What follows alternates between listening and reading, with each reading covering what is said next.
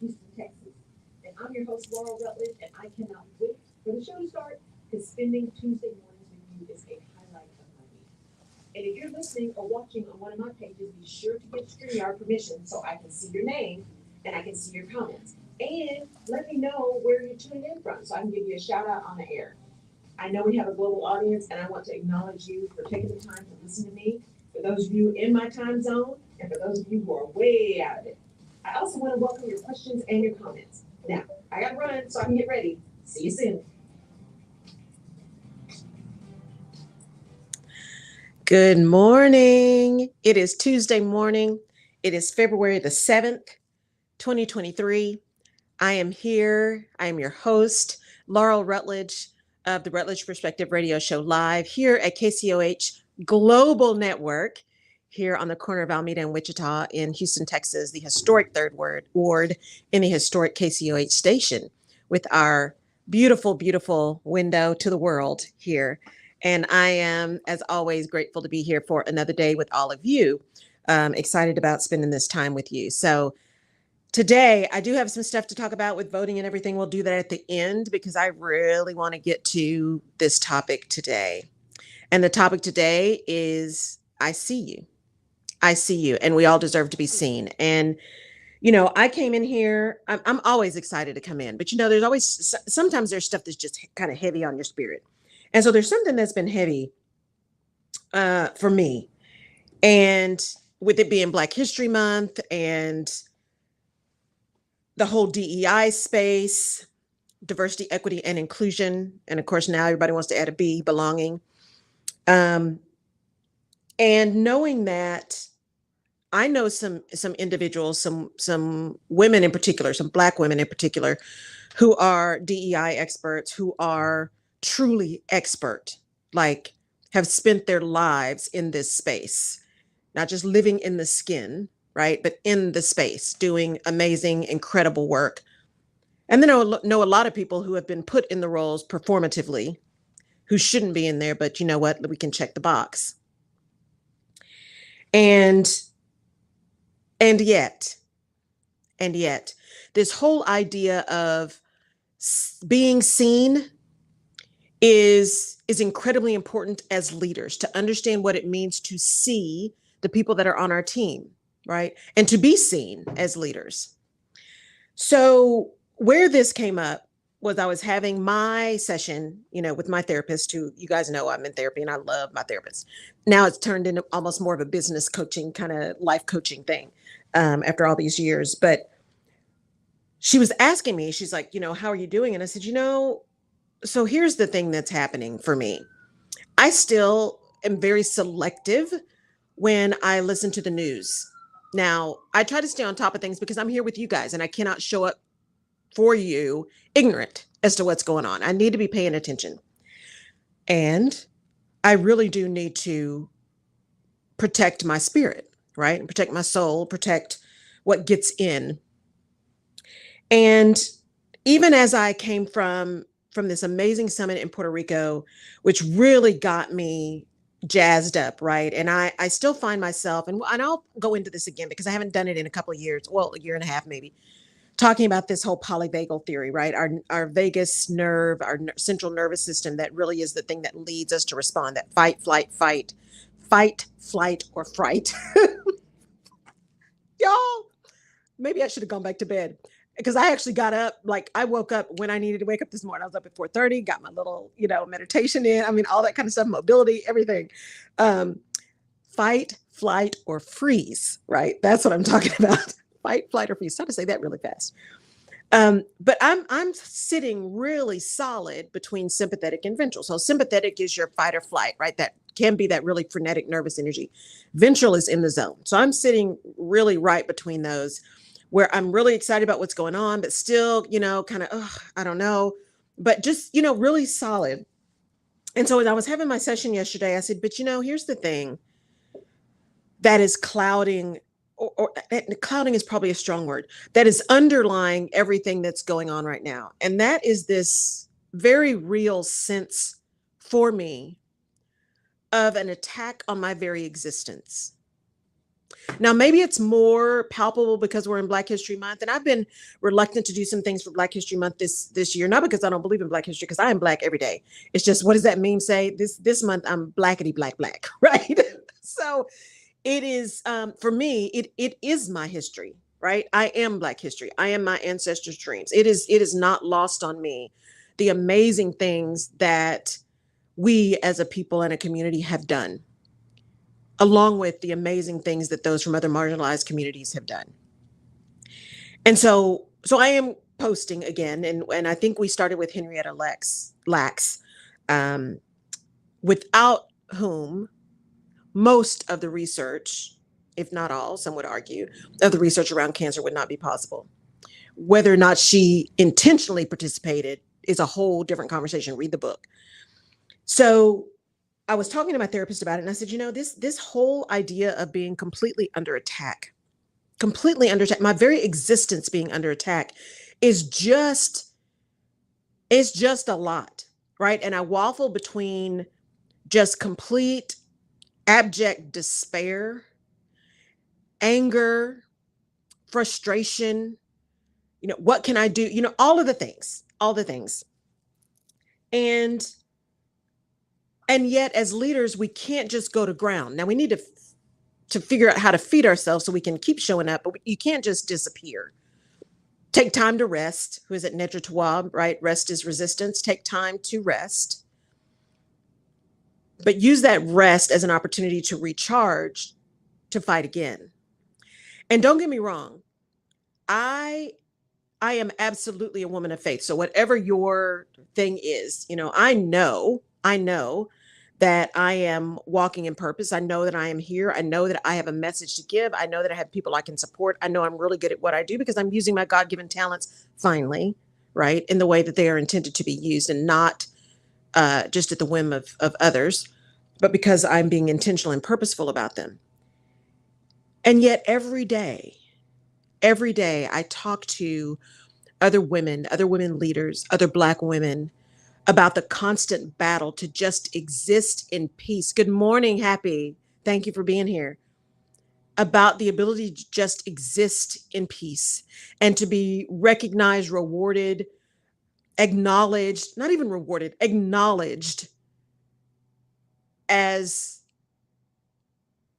people, as having a right to simply exist and to be here, right? And to know that I can get up and leave my house and get back to my house in one piece. That should not be something that I have to think about, and yet it is. And so what happened is, not only all that came up, but it had been stirring up in me because a friend of mine posted what was going on in Florida. And in case you guys forget, because I talk about it all the time, that elections have consequences, DeSantis is at it again. So he already tried to ban workplace DEI initiatives. That didn't go well. He's got his whole "don't say gay" thing, which is problematic. Ripping on CRT when he doesn't even know what it is. And now he is going after a ban on advanced placement African American studies, taking that completely out. And he is banning funding, or at least trying to ban funding in public universities for any kind of DEI initiatives. Now, mind you, these are the same people who talk about these things being indoctrination. But what you're actually doing is indoctrinating people with these quote unquote conservative values. Because I know a lot of conservatives. There are a lot of friends of mine who have very different perspectives than I do that would be considered conservative. That's not what we're talking about here. We're talking about supremacy here. That's what we're talking about. And so this whole idea of ending in one university that he's appointed all of his cronies, right? So they are in their next board meeting taking up ending faculty tenure, terminating all employee contracts. Now listen to me, y'all, terminating all employee contracts, and rehiring anyone who, in quotes, aligns with their new financial and business model. In other words, who aligns with their ideology. That's indoctrination. Use the word correctly. That's indoctrination. Now, lest we think it's only Florida, Representative Carl Tepper here in Lubbock, and I'm calling him out because he is in the House of Representatives, and this is House Bill 1006. Go look it up. In fact, go read it. It's important for you to go read it. Y'all know how I feel about educating yourself. Go look it up. He is putting forth in part of this bill what he calls viewpoint diversity. Now, again, we are not stupid, and I need y'all to pay attention. Viewpoint diversity. Each institution of higher education shall adopt a policy detailing students' rights and responsibilities regarding expressive activities at the institution. Freedom of expression. But there's an additional clause. You're going to demonstrate a commitment to intellectual freedom and viewpoint diversity. Now, on its surface, on its face, that seems not necessarily unreasonable. It's followed by, but these institutions must prohibit the funding, promotion, sponsorship, or support of any office of diversity, equity, and inclusion, or any office that operates under another name but which supports the goals of diversity, equity, and inclusion. The endorsement, it also prohibits the endorsement or dissuasion of or interference with any lifestyle, race, sex, religion, or culture, right? Prohibits the endorsement of or dissuasion of or interference with any lifestyle, race, sex, religion, or culture.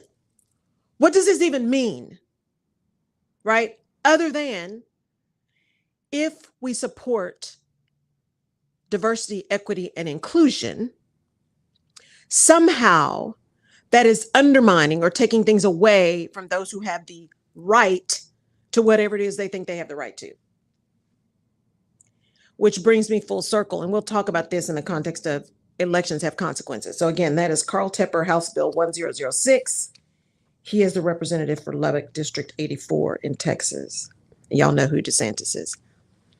This gets me back to what I said about being seen, and the fact that I see you. For any of us who have been an other or have been othered, right? And it starts with gender, although gender is the easy one, right? We can just hire a bunch of women or hire a bunch of men or whatever it is. That's the easy one. We can hire the other gender that looks like us and feel like we've done a really big thing in diversity. Guess what? That's the easy one. That's easy. Besides, diversity is the easy part of DEI. It's the inclusion piece that's the hard part, because then you have to leave some of your bias at the door to have real inclusion. But to be seen is to be able to walk into a space, and yes, be seen as you physically walk in, but to be heard. And true leaders see their people. That means I see you when you are battling to get your point across. I see you when you are constantly talked over in a meeting. I see you when people treat you differently than everybody else that sits in the meeting. I see you when you're not in a seat at the table, yet your colleagues are, many of whom do not have nearly the same expertise as you. I see you when we start talking about promotions and there's no one that looks like me even on the list to be considered. I see you when we say about leaders, oh, well, that's just how they are. They yell at everybody. They're old school. That's why they say words like girl, little girl. I've been called little girl before in corporate America. It did not go over well. I see you, right? And leaders, you need to see your people. And that means seeing all of your people. And that means not saying, I don't see color, because that's a lie. That's a lie. Because even if you're colorblind, truly diagnosed as colorblind, you can see different hues of skin tone. So don't say that. For anybody listening to this, that needs to be now out of your vocabulary, because you do see color. That's a lie. And to say that I don't see color is actually negating who I am, because I am proud to be in this skin. I would not have it any other way with everything that it comes with. I am extremely proud to show up in this skin with this hair that I'm getting ready to get redone that I'm so excited about, right? Jerry got her hair did. Y'all just can't see it. But that whole idea of being seen and seeing others is one of the foundational pieces of leadership. The foundational pieces of leadership. It is about understanding that what you see and what you think and what you believe may be true to you, but may not be true to that other person sitting across the table from you. And I am not talking about the radical ends, right? On both ends. I'm not talking about the folks that are just heinous behavior on both ends of the spectrum. I'm not talking about them. Those 1%, maybe 2% of folks that just happen to be the loudest, so we think that's normal, right? We've gotten to think that's normal. I'm not talking about them. I'm talking about the people, in the center kind of the normal curve. The folks who may have very differing opinions and perspectives, but at least know how to act like adults and appreciate the fact that there is common ground to be found somewhere. And that biggest piece of common ground is in our humanness. The fact that we are all part of humankind, the fact that we live and breathe and work gives us some kind of common ground to be able to begin with, right? To start there. We are all human. We are all fighting this same battle called life. Now, my battle may look different than yours, and most likely it does, because everyone's battle is different. But we are still battling nonetheless. And so to see and be seen and to see others when you're in leadership means to acknowledge that everyone's battle is different. And you don't know what battle someone is fighting when they cross the threshold of your business. Be that a 6-figure business or a multi-trillion-dollar business. Everyone has a story that they're living, that they bring with them every day that they show up. And as a leader, it is your job to see them. Even if you take a very capitalistic view that the company is all about profit, and most companies act like the key is about profit. And I'm going to talk about that in a minute too, this whole people as assets thing. We talk a lot about, profit and for profit and how the big piece is ensuring that we're making a profit. Now, I tend to be a little bit contrary HR person because my belief is you got to have a good business strategy before you have a good people strategy. The people strategy has to come from the business strategy. And it's mission first / business first, people always, right? Because no one has a job if the business isn't healthy. No one has a job if the business isn't healthy. So the business has to have a really great strategy. But in order for the business to execute the strategy, they have to do that through people, right? It's a symbiotic relationship. But you have to start with where you're going in order to have the right people around you with the right skills pointed in the right direction, with the appropriate expectations set in order to be successful, for everyone at the table to be successful. That to me is very, very clear. And in order to do that, you have to be able to see yourself and others for truly who they are and what they bring. What additional talents are they bringing to the table? And how do you, for lack of a better phrase, take advantage of those talents in a way that honors the person and, wonder of wonders, supports and enhances the outcomes of the business? Right? Those things do not have to be mutually exclusive. Now, let me be clear. I'm not talking about just paying people everything they want to be paid just because. I guess if you got endless coffers, you can do that, right? I'm not talking about just doling out promotions just because. I'm not talking about those kind of practices that are just not logical, right? It's the difference between pay equity, right, and pay equality. There's a difference between equity and equality. Those kind of things, which is a conversation for a whole different day, right? I am talking about making sure that you are seeing people for everything that they can bring to you. And that means hearing them. I sent a note to, and I'm so thankful for him for his response. I sent a note to John McWhorter. For those of you who don't know him, he is a linguist and has written a couple of books and was on a big speaker circuit the last couple of years. And I sent him a note because I heard him on Hidden Brain with Shankar Vedantam. And he was talking about language. And I think I said this on a couple of shows before, right? What do words really mean, and how language has changed once we started writing it down. And somehow we have begun to associate not only intelligence with dialects and accents and grammar and all of these kind of things. We not only have we started associating intelligence with that, but we tend to lay class on that too, right? And worthiness on top of that. And so I'd sent him a note because I listened to him and I was like, man, I've got a conversation I want to have with him. And actually, I need to send him another note and see if there's anyone that he knows that he would actually refer, because I'm looking for a really exceptional linguist to talk to, preferably a linguist of color. And so if anybody listening knows a linguist who is a linguist of color, who is exceptional, please, I would love the referral to get on the phone with them and have a conversation about a specific topic I want to address. But anyway, I was talking I was sending an email to him, and he rightfully so was like, you know what? Thank you so much. I've looked up your stuff. It looks like you're doing great work. I am not doing anything this year. He's like, I wore myself out. I have got to focus on teaching. I've got to focus on these other books, blah, blah, blah. You know what? I appreciate that. I appreciate that. He didn't ghost me. He actually responded within a couple of hours. I mean, it was just so nice and so professional. And he saw me, right?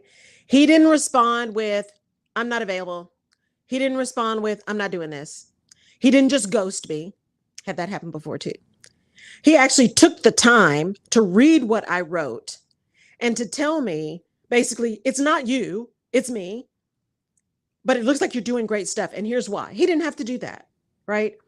But because he did, I very much felt seen. And my response to him was, that's great. I understand, completely understand, would still love to have a conversation with you next time I'm in New York. Because I just find his perspective fascinating. And I love those conversations, y'all. I would love to just get the opportunity to sit down and chat with him, right? So I said, coffee's on me, would love to do that. And I will reach out again. The next time I'm headed to New York, I'll reach out ahead of time and say, hey, I'm going to be in New York if you have time for coffee. Would love to do that. If you're so inclined, I promise I'm not a nut, right? So would love to have coffee. But it was a way for him to protect what he needed, and yet he still saw me and what I was requesting.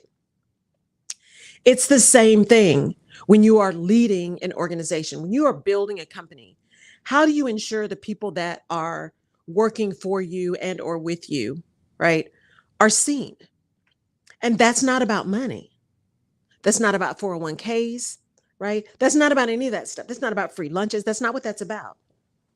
That's about, how do they feel when they walk across the threshold of your business? Do they feel like they have to be somebody that they're not? Do they feel like they have to dress a certain way, walk a certain way, look a certain way, say a certain thing? Do they have to turn themselves into a pretzel in order to just fit in to be heard? That's not being seen. Now, again, I always like to not manage, that's not the right word. I always like to explain what I mean, because people take things and run with them. That's what we do. I'm not talking about assimilation. I'm not talking about appropriateness, right? Of understanding the culture where you are and what works and what doesn't. That's not what I'm talking about. I'm talking about the deeper seated hidden stuff, the hidden culture, the hidden things that keep people from being able to be seen, to be respected, to participate in the organization, in the culture, in the events, in the whatever. That's what I'm talking about, right? Those situations where you may be the only woman in the room, and every time you say something, some guy sitting next to you jumps in, as if you have never even opened your mouth. Been there, done that on more than one occasion. When you are the only person of color in the room, and you say something, it's completely ignored. And the person next to you says the exact same thing. And in some cases, in my case, the exact same words. And it's genius. Now, sometimes that is blatantly intentional. Sometimes it's just habit and folks don't even realize that they're doing it. Now, because I like to give folks the benefit of the doubt, I like to first observe and say, okay, let me watch and see how they do this. Then I'm going to have a conversation in private with this individual and see how they respond to that. And that will tell me a lot about whether this was intentional or unknown. And rest assured, you folks that think we don't know, we can tell when your response is just trying to make us think you got it, or you're embarrassed, or you didn't mean it. Just like I can tell the difference when somebody comes up and says, "Oh, look at your hair," versus, "Oh, look at your hair." We know the difference. We know the difference. "Oh, that's so cute." We know the difference. So that being seen when you are a leader, ensuring that you're seeing someone means checking your own bias, really being quite observant, right? You have got to be observant if you're going to see people and if you're going to allow yourself to be seen. You have to be observant. And observant means beyond the physical. Observant is listening actively, listening with your eyes, listening with your ears, listening with your heart, listening with your mind, right? It is a full body experience to listen actively.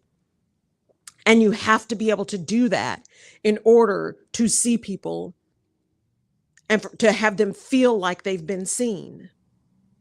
You know, when I interview people, I've had a number of folks say, "Oh my God, you just asked such good questions." And I love interviewing people because I'm curious. I'm naturally curious. And so they'll say some things. And while I have an outline that I like to use, and I do that mostly sometimes for me because my brain is messy. Y'all know that my brain is messy. I'm thinking about a lot of things at one time. But I also do it for my guests because a lot of guests would like to have kind of an outline. What are the things we're going to talk about, right? But I like to go where the spirit leads, which means I will ask you a question. You will give me an answer. And there's going to be something in that answer that triggers, "Oh my gosh, that's really good. And we need to dig into that." And that's where I will go. And many guests are kind of like me. You're answering the question, but you're not necessarily hearing the answer that you're giving. So you're not necessarily hearing all the words or the statements or the comments that you're making. And some of them are quite profound. And so one of the ways I like to ensure that my guests feel like they're seen is to ask that follow-up question, to ask that next thing based on what they've said, not just based on my outline for the interview. Because the outline for the interview is just a guide. It's just a guide. I have them there because there's something about them that is of interest to me and I know will be of great support and impact for my audience. And it is incumbent upon me, right? It is my duty to ensure that I get all of that out there for my audience to absorb, not only for them, but also for the guest, so that it is beneficial to them getting their message out and beneficial to the audience in hearing that message. But I can't do that if I am not willing to see my guest for who they are. If I'm not willing to see, in quotes, right, my audience for who they are. If I'm not willing to take what I've heard from my clients, right, what I've heard from other guests, what I've heard from other people that I've interacted with, and use that to position the work that I do and the conversations that I have. If I'm not willing to do that, I need to be willing to find something else to do, find somewhere else to be, go back and just work somewhere else, right? And not even attempt to make a bigger impact. And that is not to say that you can't make a big impact when you're in corporate America. In fact, I think there are many people making an incredible impact, and I wish there were more. I wish there were more truly making an impact around ensuring everyone gets seen. And again, that doesn't mean giving everybody everything they want. or paying so you can be on the list of the best ofs, right? All those best of lists stop, right? That's not what I'm talking about. I'm talking about the deep work, the real work, the ability of leaders to be not only authentic, that word that's way overused now, true to who they are, but also a level of humility and vulnerability that instills in the entire organization an ability to be vulnerable and humble. That great work is rewarded, and that there is a definition of what great work looks like beyond the tactical. That contribution is rewarded despite the vessel from which that contribution comes. Just because the vessel looks like me doesn't mean the contribution was any less valuable. And I shouldn't be treated like it was less valuable just because I did it. I shouldn't be treated as if what comes out of my mouth can't be possible because I just got into your organization a year ago. My career didn't start a year ago. My career started 30 years ago. But just because you haven't seen it doesn't mean it doesn't exist. Because theoretically, you hired me because of my experience. At least that's what you said. If that's not what you meant, then don't say that. So all of you organizations that are really going out and hiring people from other organizations, and we want external information, we want folks who have seen other things, then don't treat them when they get there as if all of that stuff doesn't matter. Because, that's not how we do it here. Yeah, I know that may work somewhere else. That's not going to work here. How do you know? Because you've not tried it. And if it really isn't going to work there, then why do you keep trying to hire people outside? Just keep doing the thing. Just keep promoting people from within. Just keep breathing your own exhaust. Just keep doing that. If that works for you, just keep doing that. But if you truly want to be innovative, if you want to be able to truly move and fail fast and move the needle in your organization, that means you have got to be willing to see everyone. To see everyone, to see that everyone has talent, everyone has capabilities, and to see that if there is an issue, it could just be a fit issue. It's not a failure issue. It could just be that someone is in the wrong role, and you have to be willing to not tolerate those folks who should not be in leadership roles, because leadership is about behavior, not about position. And if you've got people who are behaving badly in leadership roles, that reflects on you. The longer you tolerate it, the longer you determine what the culture of your organization is going to be. Because people will listen to what you say. They will believe what you do. And if what you do is tolerate that madness, you will get more of that madness. Them's the facts, right? So in order for you to be a true leader, a true servant leader, a leader who understands that it is about getting work done with and through and by other people, that it is not about position, it's about behavior, then you will be able to understand and learn how to see people, truly see people for who they are, and to not work so hard to eliminate their very existence because it's inconvenient for you. You know, those who don't know history are doomed to repeat it. And we are truly in an age of McCarthyism, literally and figuratively. And we got a lot of little George Wallaces popping up. Let's not be quiet. Let's not be silent. Let's not be complacent. That doesn't mean you have to go, burn things down. That's not what I'm saying. But you do have to speak up. You do have to be willing to say, wait a minute, she just said that, or he just said that, or she's been trying to say something for an hour and we keep talking over her. Especially if you are in a position where you are always seen. What are you doing to ensure the other people who aren't get their opportunity? To those whom much is given, much is required. What are you doing as a leader to ensure that you are seeing people and that other people are being seen? Because it's not about you when you're a leader. It's about how you are serving other people. It is not about you. And we're going to do some shout outs here in a minute. Talk about being seen, because I want to see all of you who are continuing to honor me with your time and your energy on my shows and podcasts and everything else where I show up, because I appreciate it. I know this is heavier than I normally talk about, but I think it is so important as leaders, especially for those of you that are tuning in on LinkedIn, which is, a business platform, supposedly, is what are you doing to ensure folks are seen? And what are you doing about this whole let's not fund DEI initiatives? Let's not fund African American studies, or African American studies is not a real degree. Stop. Y'all, it is 2023. Nobody is stupid. We see you. We see you. Now we got to do something. Whatever you're doing is. For me, that is this $100 million foundation that I'm determined to build that is going to address K through 12 education. Because you know what? Every child, regardless of socioeconomic status, because that's really the big delimiter, deserves a quality K through 12 education in this, what is supposed to be the greatest nation on earth, right? Every child deserves that. And the fact that every child isn't getting it is not acceptable to me. So if I'm truly living into my purpose, then that means I have got to do something or find some way to impact that, right? Right. I can't complain if I'm not willing to do anything, including vote and get registered to vote.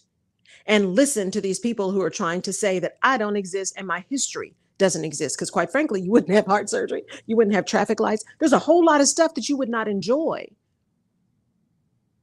if it weren't for our amazing indigenous brothers and sisters who are here in the United States. There are many, many things around holistic medicine, right? Herbal medicine that we would have no idea about. And we still marginalize these folks with incredible talent and know-how because it's not quote unquote traditional. So yes, I know I'm on my soapbox today, but I am irritated and I'm tired and I'm done with being silent, right? Because if nothing else, if my time is today, I will know that I have spent every minute at least doing everything in my power to do what I am being called to do. What are you doing? Okay, let's do some shout outs. Sister Soldier. United Arab is in the building. Yeah, UAE. Australia, Ecuador, Brazil, France, Panama, Mexico, Germany, Finland. We've got Melbourne, we've got Dubai, we've got Panama City, we've got Helsinki, we've got Frankfurt, we've got San Antonio, Pittsburgh, Omaha, Dallas, Fort Worth, Chicago, Atlanta, Raleigh, Durham. We've Love got it. Washington, D.C., we've got Kansas City, and we've got Houston. I love it. And I'm sure we have Missouri City, Dr. Cynthia. We got Odessa, Texas. Good morning, Mama Young. We've got Cincinnati/Mason, Ohio. Good morning, Jenny. Happy, I don't know where you are. So let me know where you are if you're still online. Shout out to you listening through LinkedIn. Yeah, I don't know, Jerry. This whole movement that we are seeing, as I said, I was having a session with my therapist and I was telling her about this and I was just sometimes heavy. And she said, she recommended a book and I downloaded it and it's called Humankind. And she said, I recommend this book. She said, I'm still getting through it, but I recommend it. She said, because of the news cycle, the way the news cycle is now, what gets most attention is the stuff that's horrific, right? All the stuff that's bad is what gets the best attention. It's those attention getting headlines, right? We've moved. And that's the reason we get so desensitized because everything is so negative. And we don't really think about the fact that too is a small percentage, that there really are amazing things going on, that there really are many more people who are kind and thoughtful and loving and willing to help than there are those who are trying to break down. And so I downloaded the book so I can start reading it because she said, it's just, while it starts talking about some of the horrors that we've experienced, like the Holocaust, it does talk about those things. It talks about how, the 24-hour news cycle has given us access, but everything taken to an extreme can be a challenge, right? So on the one hand, those of us who live in these other skins, right? Know that everything we're seeing is not new. It hadn't gone away. It was just no longer acceptable to be so public and proud of it for a period of time until 45, right? None of this stuff is new. It's just now we have a 24-hour news cycle that can bring it front and center to us 24 hours a day. We're just seeing what has always been there, what many of us have always experienced. We just see it. And the world is so small now. Everyone is experiencing it across the world. We all see it. We all get to feel it, right? At least virtually. And so it feels heavy, heavy, heavy. It can feel insurmountable. It can feel oppressive. It can feel like, why do I even try? We try because it's not acceptable. We try because we know different. We try because when you know better, you do better. And we try because we are put here to do better. That we know, and this is one of the reasons I follow some of the people I follow, we know when women build businesses, when women create wealth, when women have wealth, women lift up communities. It's what we do. It's how we're wired, right? So absolutely, we are going to continue to support and build huge women-owned businesses. There's no reason for the percentages of women CEOs of Fortune 500 companies to be so small, because we've also seen how organizations that are run by women outperform organizations run by men. And don't get me wrong, I love men. I do. So this is not a man bashing thing by any means. This is a look, we got this too. We are capable too. And in some cases, depending on who you're comparing us to, more capable. Not because we're better people, but because we have a different perspective. And because the impact we're trying to make is different. That we understand when you lift up everybody, everybody wins, including shareholders. Right? And it's not about happiness. Happiness is fleeting. You can't be responsible for making everybody happy. What you can be responsible for is seeing and being seen, for valuing and being valued, for understanding, for compassion. That's what you can be responsible for equity, right? For pay equity, for understanding that there is still value in experience. And that value does sometimes command more dollars because that person has more experience, right? The value they can bring is exponentially higher for the outcomes that are required. That doesn't mean that you are not eligible or not valuable. That's not what that means. When you connect your worth to dollars, that's a you problem. That's why I say, do not talk in those words of pay me what I'm worth. No one can pay you what you're worth because you are priceless because you exist. They are paying you for the value that you bring. And in order for them to see the value, they have to see you. And in order for you to see value in someone, you have to see them for everything that they are and everything that they bring. Because everyone brings value. And everyone deserves to be seen. Because when you're not seen, that's when it's okay to gun somebody down in the street. Because you don't see them as human. You don't see them as valuable. You don't see them as worthy. That's why it's okay to just overlook somebody in a meeting or much less not even invite them because you don't see them as valuable. You don't see them as human. You don't see them as a partner. You don't see them as a colleague. You don't see their experience as nearly as valuable as yours for whatever reason.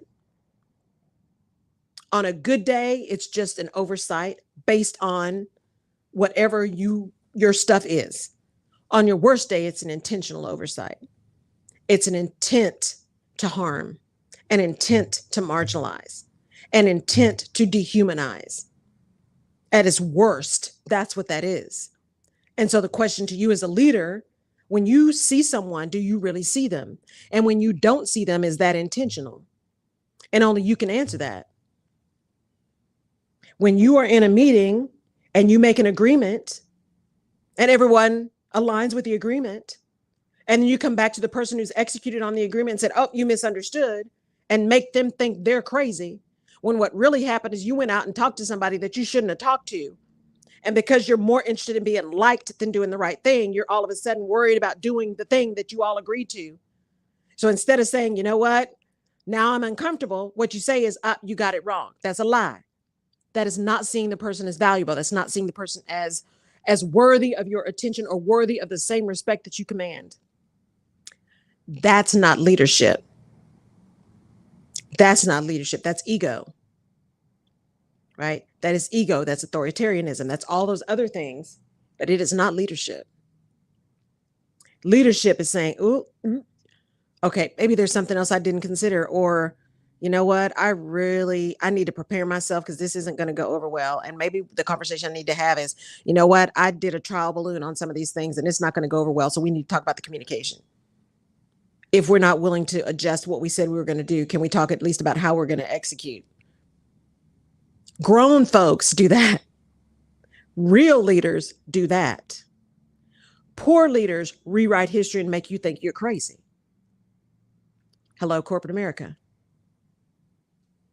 So small business owners, women business owners, let's not do that. Let's not rewrite history when it's convenient for us, or it protects our ego, or it protects what we think might be an error in judgment. Let's call it what it is and fix it. I had a CEO years ago say, you know what, when we screw something up, we're going to apologize and we are going to make it right. That's what we do. That's what grown folks do. Now, if we didn't mess up, we'll see you in court, right? He was kind of gangster. But I agree. You know, if we mess up, usually I'm the first one to say, whoop, mess that up. And have stood in front of an entire organization and said, totally jacked up. And here's what we're going to do. And by the way, because we jacked it up, and there's going to be very little trust in us, we got outside people to come in and verify. I'm all about that. Because see, if I were in your shoes, I'd be thinking the same thing. I have to think about what's in it for me on the other side. We own it. We fixed it. Here's how we're going to keep it from happening again. Oh, by the way, we had external people tell us it was okay. So you don't have to believe us, because we know we've really put a pin in our trust, but we're going to build it back up by having other people tell us it's okay. Right. And you can tell them, and you can ask them questions, and they can come to you and say, here's what we found. Right. That's what leaders do. That's how you see people. I see the impact of my actions on the folks that are relying on me to lead them, relying on me to tell them where we're going, relying on me to set expectations and then follow up on those, relying on me to communicate around where we're going and what the vision is, and when that vision changes or when something impacts that vision. There are people relying on me to be transparent about what's happening. Now, small business owners, this can be even more difficult for you as you build your business. Entrepreneurs, as you build your business. Why? Because you have bootstrapped that puppy from day one. You have put in blood, sweat, and tears. You've got your first couple of people, man, you are rocking and rolling. And when it gets hard, it can be devastating. It can be devastating. And so it is difficult sometimes to regroup and to move and to call things, because you've built it from the ground up. You've had one or two people who've been there with you from day one. You're afraid to make a change because you don't want to hurt somebody's feelings, because, man, they were in there with you. But hear me. If you don't have a healthy business, you are not going to be able to continue to support those people anyway, much less yourself. And if you go back to why you built the business in the first place, can you continue to meet that why if you're not making some of those really tough decisions and making them from a position of clarity and focus on the business strategy that then drives your people strategy? Right? You've got to be able to manage your emotion and utilize your compassion to support your strategy. Right? Lead with your heart, but act with your head. Lead with your heart, but act with your head. In fact, as I keep having these conversations with people, and you guys are going to see it come out probably the end of this month, first part of March, is my Alignment Vision Action CEO Intensive. It is a 1-day deep dive for a CEO, maybe CEO and one other person, on your business strategy and your people. It is in person. So wherever you are around the country, if you want to work with me, it is in person. I would have you come to Houston.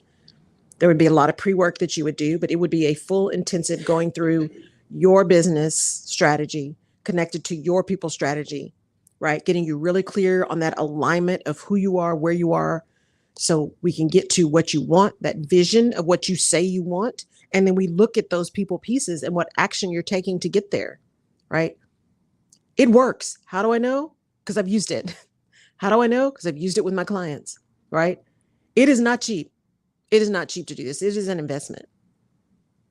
And that investment is going to get you miles beyond where you are now if you are willing to take the time to do that and spend that time with me. And I'm so excited about it, but I am dead center on target, no doubt about the impact that this will make when you make this investment for this intensive, right? I know that's going to happen. So keep an eye out. I will be sending some stuff and see, and we can have a conversation to see if you're ready, because you got to be ready. You got to be ready because it's a lot of work. It is an intense day. It's an intense day. I know a lot of people call it a VIP day, but it is an intensive, right? There's work that we are going to do, and then there's some follow-up. So I can help you and support you in getting things done. But I see you, and that's why I designed it, because I see you. I see you women-owned businesses, these things you have built that are incredible. Small businesses, even not women-owned, these small businesses, I see what you have built. It's amazing. For those of you who've been in business 10, 12, 14, 16, 18, 20 years, that is incredible. And you need to celebrate that. For those of you who've been in business 1 year, 2 years, 5 years, and you're at that tipping point, you're like, oh, I see you too. And there is no need for you to sit and stew and overwhelm. There is no need for you to feel like you can't. There's no need you just flounder around. You can make hard decisions. You made the hard decision to start your business. You can take action. You took the action to start your business. It's just sometimes that you need an external person to put that mirror up and say, here's what you said. Here's what you did. And here's where those are disconnected. So let's talk about how we get those back in line. How we move you back to where you say you want to be. If that's truly where you want to be, then I can support you to get there. We can get things in line. We can make sure that happens. We can make that happen, right? You will have plans of action that you can go forth and prosper. This is not one of those that you now all of a sudden you can't do it without me. That's not how I roll, right? I don't create crazy dependencies where you absolutely can't function. My long-term clients are functioning exceptionally well. It's long-term because I love them and they love me and we're still doing really great stuff together, but not because they can't do it without me, because they can. They're exceptional. My goal is to get people self-sufficient. Call me when you need me, right? Let's work together. Let's get you really good and solid so you know what to do. Because I see you. I see you in everything that you're trying to do. And that to me is critical, right? I'm listening to what you say. I'm watching what you do. I'm hearing what you feel. I'm seeing where things are aligned or not. I understand what you say your vision is and what you say you want. And will challenge you around what it's going to take and whether or not you're willing to do what it takes to get it. With no judgment. Because we all have issues. We all have something that comes up. We all have things that happen in our lives, and we may have to just put something on pause. There is no judgment. Pausing is not bad. Sometimes you need to pause to regroup. Sometimes you need to pause because you know what? That just wasn't right. Whatever the reason, take the pause.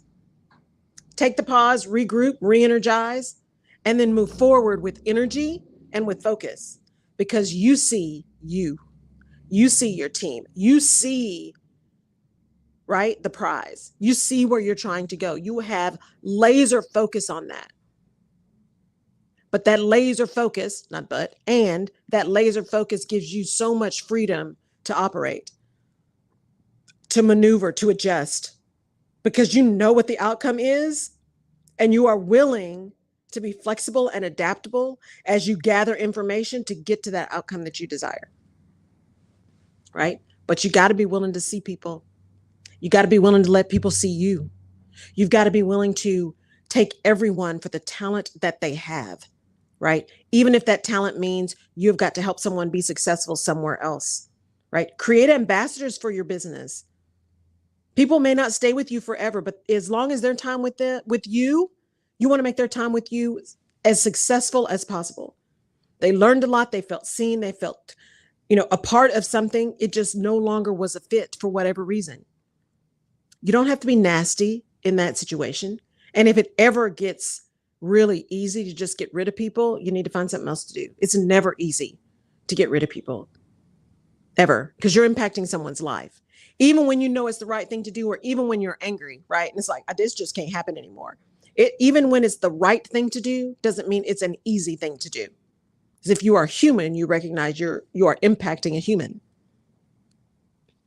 And by seeing people for who they are, for where they are, for what they bring, for all of their talents, it is much easier to make tough decisions around promotions, around moving someone to different roles, around helping somebody be successful somewhere else. When you see them, you can see the possibilities for them with or outside of you and your organization, you and your business, you and your department. Those are the keys. Hey, Danielle, thank you. It is so important to remember that you have a choice and that you are visible and you deserve to be seen. All of this stuff that's going on that's attempting to erase many of us, to pretend we don't exist, to dampen our existence, to negate our existence, I say no, I'm not having it. I'm just not having it. So in my world where I can make an impact, we're not doing that. And we're not supporting that. In fact, we're going to do the exact opposite of that. We're going to make sure that we are seen. We're going to make sure that we honor the skills and the talents that we have. Black women in particular, my sister women of color, my sister women, we're going to make sure that that ends with each one of us as much as possible. And I will be doing my part to make that happen. I don't know what you say, Jerry. Yes, I agree. When you're talking about that, it reminds me of the scripture that I read this morning. It says Proverbs 22:29. It says, "Seest thou a man diligent in his business, he shall stand before kings. He shall not stand before mean men." Yes. And as you're saying, we're going to be seen and be unseen when God places you, because sometimes people can see and not see. Yes. And they won't see. I've been there, done that, and they're not going to see. But it ought to stir up something on the inside of us to say, hey, I've got something of value. Yes. This may not be the one I'm supposed to stand in front of. Right. And so then that's what, like, you started your own business, like you do your podcast, do this radio show, because you believe you have something worth seeing. Yes. And so I want to encourage the women to, when you know you have something worth seeing, be diligent about your business, because you're going to stand before great men and not before mean men that are side-eyeing you. Right. I've had people ask me to come preach and do MC or whatever, and got mean when I got there. Yes. They just wanted me to bring the people because I knew how to bring a crowd. Exactly. And they treated me like trash, and I said it this morning. When I see you look at me sideways now, I get up and go. Right. Because I know that I have something worth seeing. So we have to have that, boldness on the inside of us. And everybody's saying Quintessa Haynes. Good morning. She's a t-shirt artist. One of my t-shirt artists now. She's a powerful woman. She said, my goodness, I didn't know how much I needed this. Yes, good morning. Thank you. She's starting her business. You got Denise Washington, yes, who's a child care provider. Yes. That's her business. She said it gets hard, but she stays focused. Yes. So Michelle Johnson is on here. Yeah, good morning, Michelle. Good morning, ladies. Yes, it is not easy. It is not easy. And it's not easy to be seen. And for those of you who are running your own business, that seeing and being seen also means when you go to the bank, right? When you go to a venture capitalist and you want to get funding. I mean, it is crazy. Now, luckily, there are a lot of women, there are a lot of Black women, there are a lot of BIPOC women who are building these funding sources, right, to serve us, because most of them are not there to do that, right? So there are options. So make sure you are asking for help when you need it and asking for referrals and references when you need it. But for those of you who are who are running your own business, don't be afraid to be seen. And this is coming from somebody who does not like being in front of the camera. Y'all know that. For those of you who've been following me for a while, I like being behind the scenes. I didn't have my picture on LinkedIn while I was in corporate. None of that. Right? Now I'm good. Right? I don't mind being on camera. I don't mind being in front of people. I've never had a problem speaking in front of people. That's never been an issue. But I always hated being on camera for a lot of other deeply buried issues. Right? But don't be afraid to be seen. Don't be afraid to speak up. Don't be afraid to demand what you believe is due to you for whatever reason. Right? Now, you got to be honest with you about why you think it's due to you. But if you believe it is due to you, then go get it. For those of you in corporate, don't be afraid to speak up. Don't be afraid to speak truth to power. You know what? They put on their pants one leg at a time too. Speak truth to power. You don't have to be nasty about it, but you need to call it out. Pick your time, pick your place, and call it out. As my friend, a friend of mine says, sometimes you just gotta hear something, you bury it away. And then when the time is right, you bring it out when it can make the biggest impact, cause the most quote unquote damage. Right? You're playing chess, not checkers. Because see, they don't expect you to be able to do it. They don't expect you to be able to speak up. They don't expect you to be able to have a logical argument, but you do, because you have been listening. You've been paying attention. You've been showing up. You've been doing the work. You've been doing the hard work, and you've been doing the internal work. So you got to know you. But when you do, know that you deserve to be seen and do everything in your power to see others, because they deserve to be seen too. When Pastor says, demand what I believe is due to me. Yes. Can I ask this? Yes. Because there's a flip side. Because I posted something the other day and this young lady says, well, that's the way creatives think. And I don't know how it ended, but she was saying, when the creative people don't like you to come in their space, when you get somebody, you need to move out of the way and let them do their work. I kind of take offense to that, because at the end of the day, you can't run somebody else's business. Right. If they tell you this is the way that I want it done, that's the way they want it done. But most people believe that that's stepping on toes. You can't force your way into anybody's organization. Is that what we're saying? You can say either this is what you're going to accept from me, this is what I bring to the table, or you go somewhere else where they accept it. Absolutely. The other day, you brought a young man in here. He was doing some video work for you. The first day when I turned around to see him, he looked so familiar to me. Yes. But in my mind, I knew I didn't need actual video work right now. I was working on other stuff. But I saw him, like you said. Yes. Said, I don't want to throw the baby out with the bathwater. I don't need no video work right now. Why should I do it? Right. So, I brought him in here for me. Right. Right.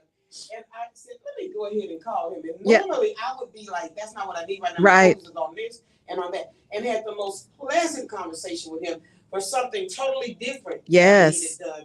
But it was seeing him because he looked familiar. Yes. I believe by the Spirit that was absolutely. Let's go ahead and get with this young man. Right. So there's many people that are going to come, and we may be looking for one thing, but as you said, if we look deeper, they may bring a whole nother thing. It's just a conversation. And then again, they may not. They may not. And that's okay too.